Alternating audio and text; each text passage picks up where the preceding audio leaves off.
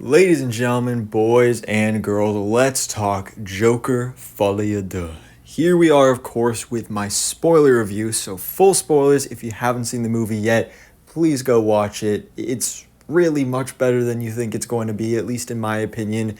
If you haven't, also go check out my non spoiler review, which I really go in depth on why I enjoyed it, because I did. I love this movie. It was great. Again, just in my opinion. I know most people do not feel the same. But I'm really excited for this video because now I can really go in depth, again, with spoilers, about the things I really loved in this film.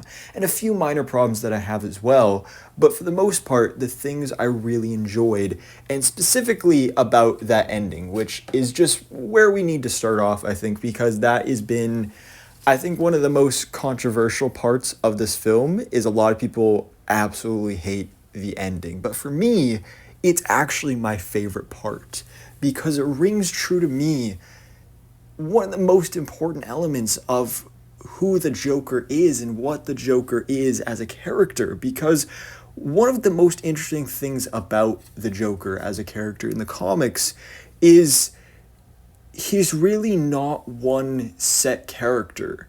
There's no set specific origin for the Joker in the comics. Like, yes, it's most notably he fell in a vat of acid, blah, blah, blah. I mean, there's the Red Hood storyline, but then there's also he just carved some scars into his face. It's a disease. Sometimes he's Jack Napier, sometimes he's Jack Oswald, sometimes he's Arthur Fleck.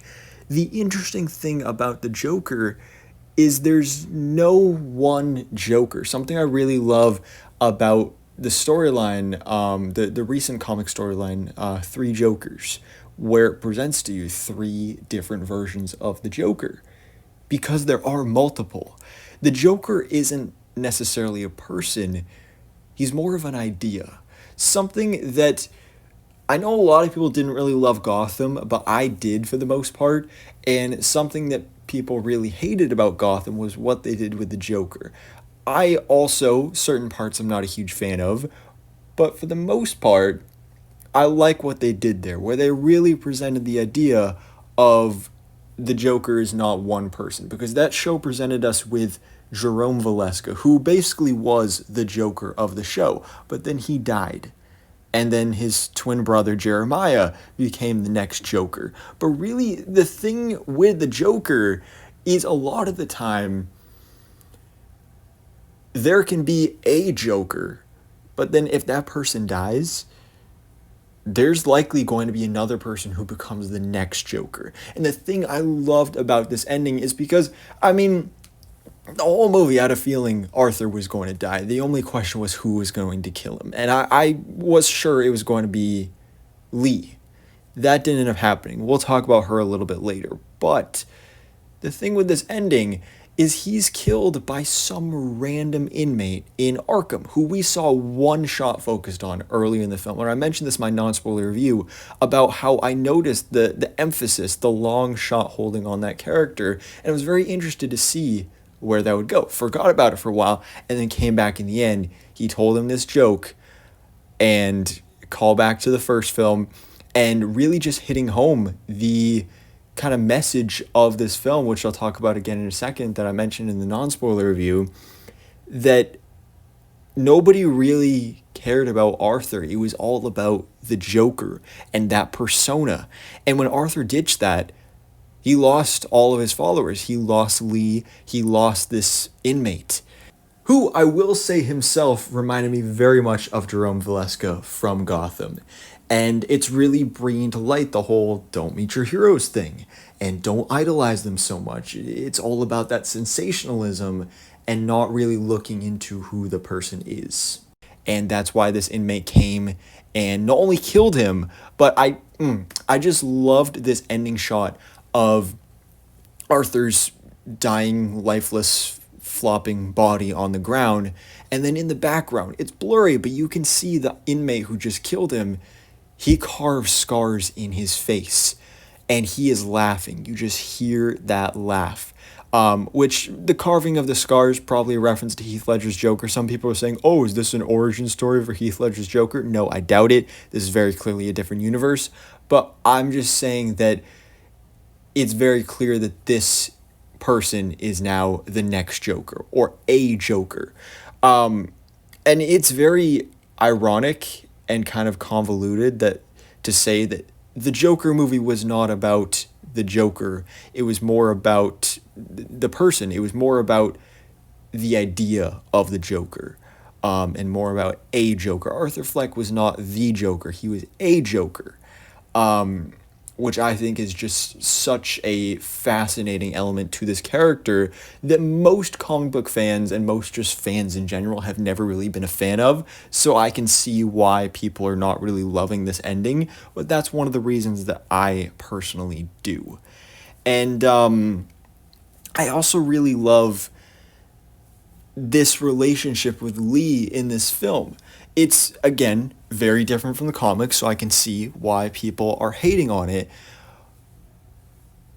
But again, bringing in that element of, as I mentioned in my non-spoiler review, I feel like really the message of this film is that people love sensationalism.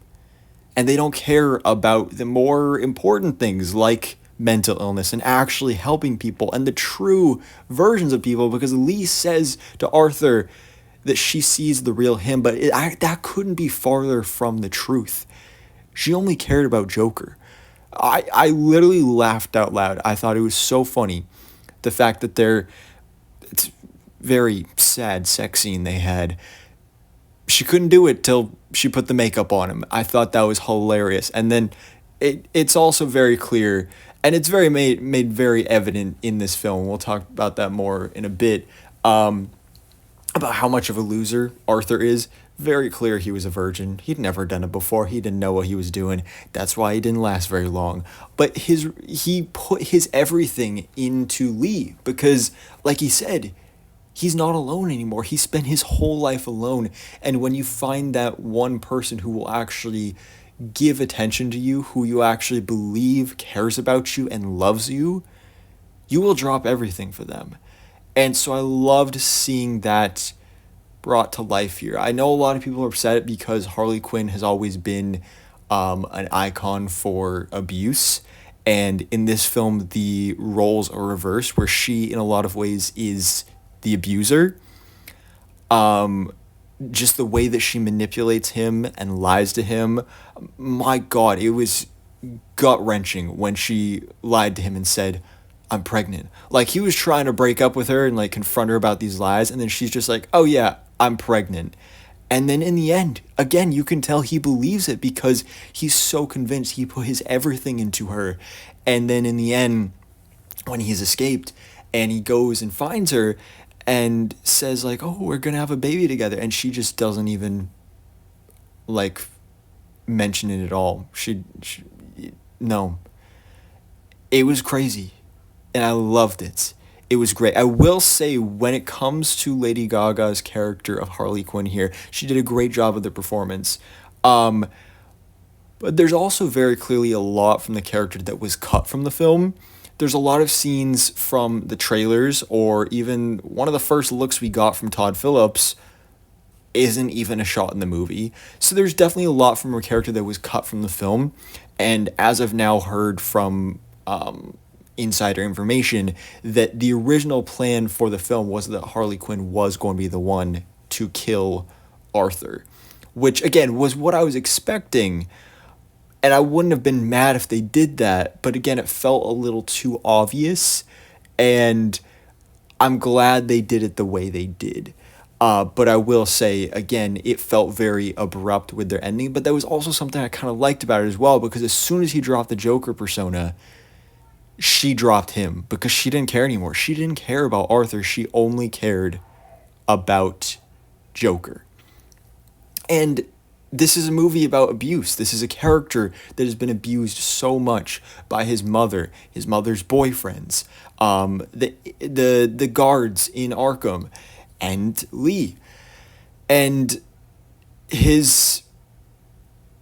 I will say his change did kind of come out of nowhere. After getting beat up and tormented by the guards, he suddenly is no more Joker. I did feel that sudden change was very sudden and abrupt. But I think the biggest goal of this film is to be sort of a clap back at fans who idolize this character in the first film. Because yes, this is a character that you most likely will feel bad for, especially in this one. They really hone in on that. Man, the words from Zazie Beetz' character in her testimony, brutal. So you feel bad for the guy, but that doesn't mean you should condone the fact that he just murdered 6 different people. He's a messed up person, but he needs help. And I think, again, there's a lot of moments in this film, also referencing back to the sex scene and how poorly that went, but also how happy he was after it. That was funny. But there's a lot of moments in this film that they want you to feel bad for him, and I think they do a really good job of that. But then there's also moments where, this movie is from Arthur's perspective. We see that with the musical sequences, and that's why we feel so bad for him, because he is the protagonist of this film and of these films.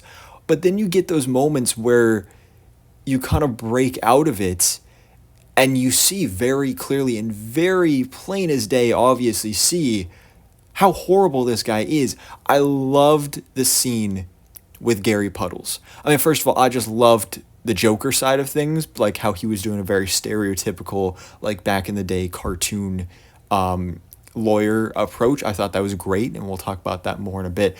But Gary Puddles, he was a character who, I mean, he really didn't do a whole lot in the first film, but my God, he was one of my favorite parts of this sequel, because he showed the humanity that was there in Arthur and how it was now gone, because it was just such an intense emotional scene, and I loved it.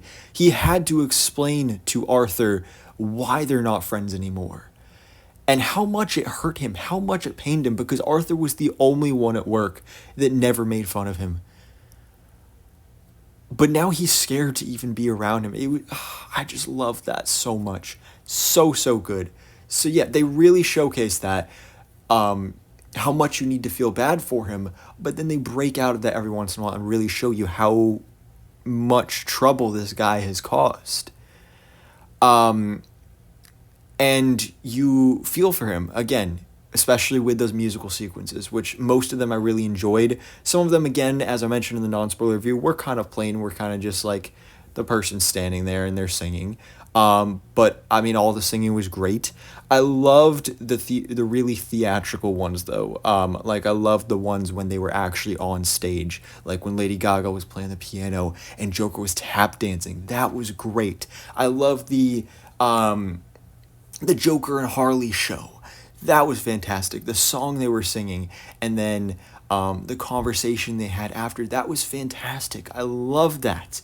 And then also connecting back to the opening of this film, the little cartoon animated sequence, again, kind of feeds into that whole delusion and this possible mental illness, which we know is not just possible, it's very obvious. But the question is it a split personality? That it never really truly answers. I still feel like probably not, but again, that animation was from Arthur's perspective, so that's how he was seeing things. And yeah, so I really enjoyed this film. This film was a lot more than I thought it was going to be. I quite enjoyed it. Is it better than the first? Probably not. But I definitely, obviously I'm in the minority here. I like this much, much more than most other people do. And I'm quite interested to see how many other people do like this film. Because, I've started to see today, especially, a couple other people come out and say how great that ending is. Because again, that I think is the best part of the film, is the ending. The idea of the Joker, the death of one and the birth of another. People saying that makes both this film and the previous film just completely pointless. That's like saying, Iron Man died in Avengers Endgame. That made all of the MCU pointless because he was just going to die anyway. It wasn't pointless. The things that Arthur did in these films, it started this movement. It's what led to the birth of, again, this next Joker, which I thought was really beautiful. I thought that was really well done. But I guess enough rambling about this film. I hope you guys enjoyed this as much as I did. I know most people really did not. But again, I'm really interested to hear your thoughts in the comments below, especially those of you that did not like it. Kind of hearing my side of it from where I did enjoy it, and especially about the ending, what your thoughts are, and what you did not like about the film, or what you did like about the film. So yeah, definitely let me know in the comments below. And so yeah, thank you so much for watching. Please drop a like if you enjoyed this video, and hit the subscribe button so I keep you up to date on everything goes on in the DC life.